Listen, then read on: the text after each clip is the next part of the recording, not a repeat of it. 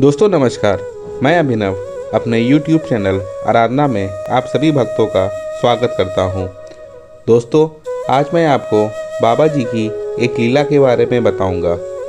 वृंदावन आश्रम में श्री मंगतूराम जयपुरिया के सौजन्य से हनुमान मंदिर का निर्माण हो चुका था।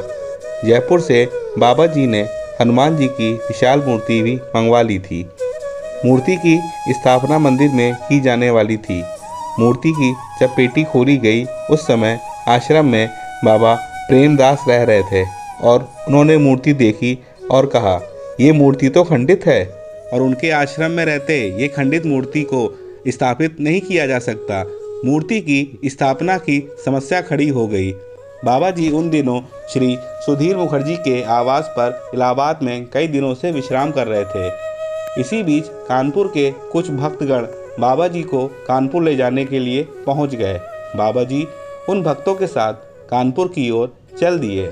रास्ते में फतेहपुर के एक सेशन जज श्री गोयल साहब के घर रुके, प्रसाद पाया और कुछ घंटे उन्होंने वहां पे विश्राम किया। लगभग 5 बजे बाबा जी कानपुर की ओर चल दिए। कानपुर में बाबा जी एक भक्त के घर चलने का वचन दे चुके थे। उस भक्त के घर के पास पहुंचते ही बड़े प्यार से महाराज जी ने कहा, आज हम तेरे घर नहीं आ सकते, तेरे घर फिर चलेंगे। बाबा जी का काफिला आगे बढ़ा और माल रोड पर महाराज जी ने प्रस्ताव किया कि आज हम कानपुर में रुकने के बजाय सीधा वृंदावन चलेंगे। रात के 8 बज चुके थे। काफिला वृंदावन की ओर चल पड़ा।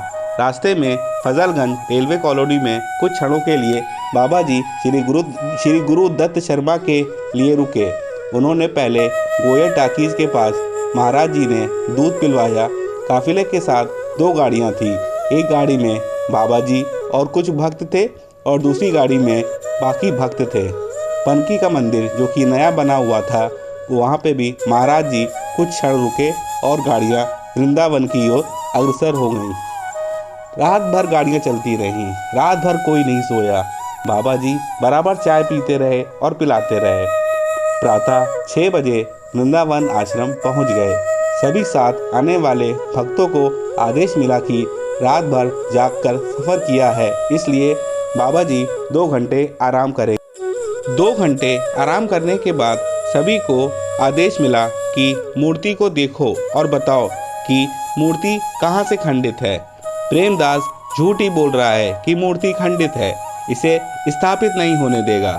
सभी ने मूर्ति को बड़े गौर से देखा और बताया कि नहीं, मूर्ति कहीं से भी खंडित नहीं है।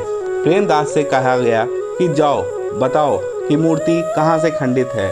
प्रेमदास गए और आश्चर्यचकित रह गए कि मूर्ति जो कि कल तक खंडित दिखाई पड़ रही थी, आज कहीं से भी खंडित नहीं दिख रही थी।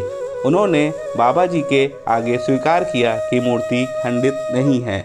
उस समय बाबा जी के साथ आए भक्तों को इस बात का ज्ञान हो गया कि रात भर जागकर वृंदावन पहुंचने का क्या प्रयोजन था। उसी दिन बाबा जी ने मंदिर में श्री हनुमान जी की मूर्ति की स्थापना अपने सामने करा दी। दोस्तों, ऐसे हैं हमारे बाबा जी जो कुछ न कुछ लीलाएं करते ही रहते हैं। बाबा जी की और लीलाओं को जानने के लिए हमारे YouTube चैनल आराधना को सब्सक्राइब करें। जय नीम करोरी बाबा, जय महाराज जी की।